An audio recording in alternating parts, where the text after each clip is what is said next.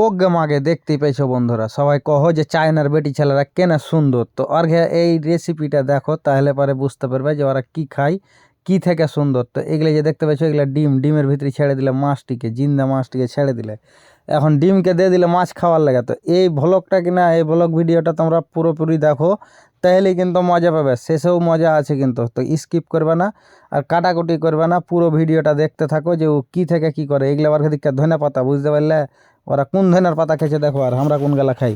তো যা হোক, এই যে দেখো মাছ এখন ডিম খেয়ে বেহুসে এমন হ্যাঁ নিচে লেগে ওরা গেছে, ওরা উল্টে পড়ে মরে আহে, মানে মাছ সব মারা গেছে। তো যাই হোক, তোমরা দেখতে থাকো, হ্যাঁ এই ভ্লগটা দেখতে থাকো যে কী থেকে কী করছে, তাহলে সব কিছু বুঝতে পারবে। দে তখন ওরা কি খায়, কেনে এত সুন্দর, সব কিছু বুঝতে পারবে। এইটা কিন্তু দেখতে থাকতে হবে, বুঝতে পারলে। এই যেগুলো খ্যাড় গালা ভরে দিলে মুখে মাছের, তো তোমরা অবশ্যই এটা স্কিপ করিও না, কিন্তু স্কিপ করলে মজা পাবে না, কেটে কেটে দেখলে বুঝতে পারবে না, ঠিক আছে।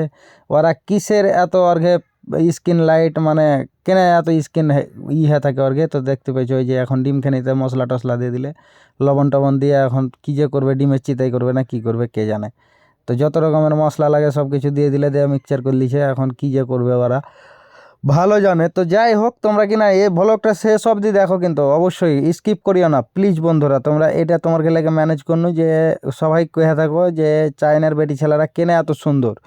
তো এই কারণেই সুন্দর, এই যে দেখতে পেয়েছো এত সুন্দরভাবে ওরা খাওয়ার রেসিপি তৈরি করছে, দিয়ে খাইবে ওইগুলোকে, তারপরেই বুঝতে পারবে যে কী থেকে কি বানাইছে, কি র মেটেরিয়াল দিচ্ছে, কেনে এত সুন্দর হয়েছে।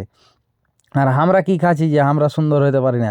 তো অবশ্যই সুন্দর যদি হতে চাও এই ভিডিওটা দেখে যাও, আর তোমরা স্কিপ করিও না বন্ধুরা প্লিজ। তোমরাকে বলছি এই ভিডিওটা খুব বুদ্ধি করে জোগাড় করনো, এতে খুব ব্রেন খরচা হলো, বুঝতে পারলে। তো তোমরা কিন্তু স্কিপ করিও না। মাছটিকে তেলে ছেড়ে দিলে, এখন মাছ ভাজাই চলছে, অসুবিধা নাই, মাছ কমপ্লিট হয়ে গেল, ভাজা হয়ে গেল।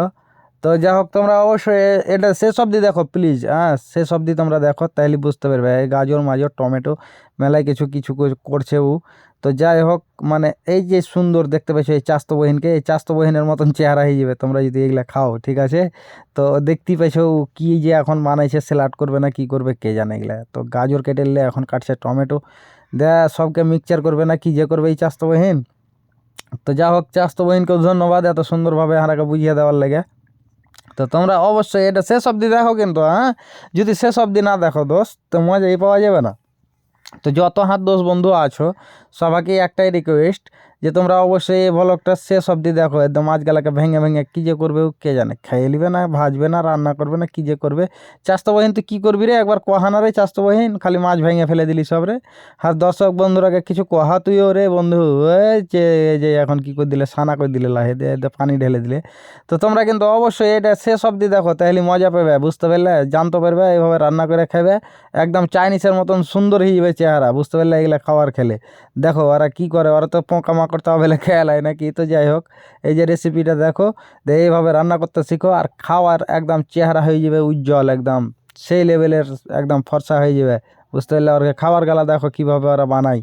তো হারাকে তো শিখতে হবে, তাহলে তো হারা ওর মতন করে পারবো অবশ্যই। হ্যাঁ তো তোমরা দেখতে থাকো ব্লগটা শেষ অবধি। আর কেমন লাগলো তোমরা লাস্টে লাইক কমেন্ট শেয়ার করবে ভিডিওটা, বুঝতে পারলে, লাস্টে করিও।